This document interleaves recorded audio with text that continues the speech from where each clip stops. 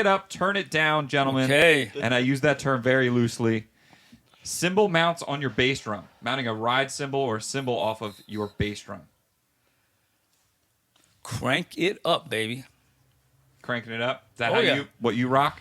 I have 2 jazz kits, and at my age too, you got to carry around a lot of things, and the more stands you can get rid of, that little L holder that sits on the right side of my bass drum is wonderful. Sean? You know me, brother. I'm cranking it up. I love it. You're cranking it up? Oh, yeah. As a matter of convenience, I love the look of also the 60s drum sets, and I love the way it's all mounted. Kind of, it's a trap set. It's all, on the drum and everything else. I know some purists and what have you will argue that, it takes away from the resonance of the drum. Nah, we're not fussing with that. We're going with convenience. We know that it doesn't affect the sound. Maybe if you took it into a laboratory and really put some lasers on it and dialed it in, you're going to find, just a teeny schmit. We're playing rock and roll here, baby. It doesn't matter. Yeah. We're miking up the drums.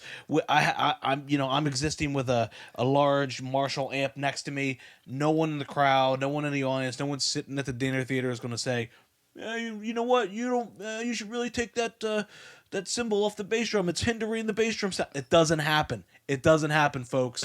I'm cranking it up, baby. I love it. Put that cymbal arm right on the drum shell. I'm with you guys. I'm cranking it up as well. Another thing that I thought of 2 things. One, just position-wise, that's where I want my ride cymbal anyway.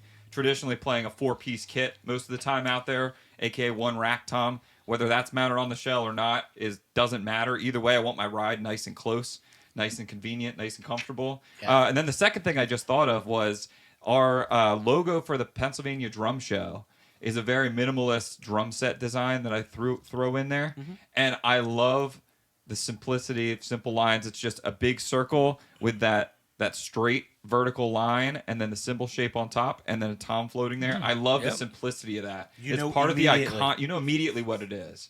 Immediately what it is with that vertical line. That was inspired by an old Buddy Rich album. Is that right? Yeah, in part. I was talking with Rick Nonemacher, who teaches here as part of our lesson program at Drums Etc. And we were talking about, he's got a really good eye when it comes to, he's very into, stuff that looks, mid-century. That's how his whole house is, very simple, clean lines, that kind of thing. And we were talking about that in style and different things. And I was like, I need to come up with a logo. I actually designed it, that very basic shape, if you want to call it that, for the front sign here at our current location, because I needed to fill space and I wanted something subtle but drum related. And you wanted to get away from the robot Drums Etc. man that's been Proton Man that's been the Drums Etc. mascot for the past 30 some odd years. Also, very cool guy, very cool design, but we wanted to just move a little bit forward and go with a little bit of a different approach. Something different. Something a little more simplistic, going back to our logo, which is based on the script writing sign that hung outside of the Queen Street location, gold, black. I don't know. It just felt right. So 3 cranks it up on cymbal mounts on bass drums. High fives all around, Here baby. we go. All right, we're all in agreement. No fights. No fights is broken out yet.